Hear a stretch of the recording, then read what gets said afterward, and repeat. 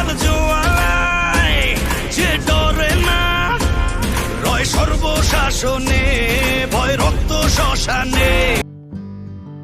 20 বছরের বেশি সময় ধরে স্টার সিনেপ্লেক্স দেশে বিদেশের বিভিন্ন সিনেমা প্রদর্শন করে আসছে। সিনেমা প্রেমীদের কাছেও ধীরে ধীরে সিনেপ্লেক্স পছন্দের প্রেক্ষাগৃহ হয়ে উঠেছে। ঢাকা, চট্টগ্রাম, রাজশাহী মিলিয়ে গত 2 দশকে 19টি স্ক্রিন নিয়ে পরিচালিত হচ্ছে স্টার সিনেপ্লেক্স। 2024 সালে সিনেপ্লেক্স দেশ বিদেশের বিভিন্ন ভাষায় 82টি চলচ্চিত্র প্রদর্শন করেছে। বছর শেষে প্রতিষ্ঠানটি জানালো ব্যবসায়িক দিক থেকে এগিয়ে থাকা 10টি ছবির নাম। হলিউড বলিউডকে ছাপিয়ে এ তালিকায় 1 নম্বরে আছে সুপারস্টার শাকিব খান অভিনীত গ্লোবাল ব্লকবাস্টার সিনেমা তুফান।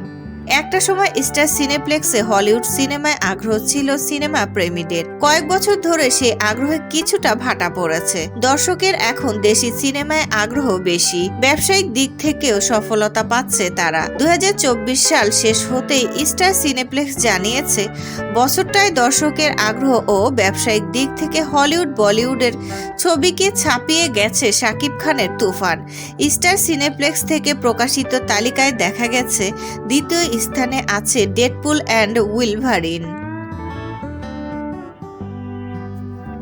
রায়হান রাফি পরিচালিত এ ছবিটি মুক্তি পেয়েছিল গেল ঈদুল আজহায়। মুক্তির পরই সিনেপ্লেক্সে নতুন নতুন রেকর্ড গড়ে সিনেমাটি। সিনেপ্লেক্সের জ্যেষ্ঠ বিপণন কর্মকর্তা মেজবা আহমেদ বলেন, তুফান হচ্ছে এবছর সবচেয়ে দর্শক নন্দিত সিনেমা। পাশাপাশি গত 20 বছরে সিনেপ্লেক্সে যত সিনেমা প্রদর্শন হয়েছে তার মধ্যে সবচেয়ে সেরা সিনেমা হচ্ছে তুফান। তাই তুফানকে ব্যবসায়িক হিসেবে ও দর্শক প্রশংসায় সবভাবে সেরা মনে করে স্টার সিনেপ্লেক্স। তুফান মুক্তির 2 মাস পর দেশের ছাত্র জনতার আন্দোলন শুরু হয়। তার আগে দেশের পরিস্থিতি অস্বাভাবিক হয়ে যায়। এতে করে দেশের সবকিছুর পরিবর্তন ঘটে। মেজবা আহমেদ আরও বলেন, দেশের পরিস্থিতি স্বাভাবিক থাকলে তুফান আরও কত মাইল ফলক স্পর্শ করত তার ঠিক নেই।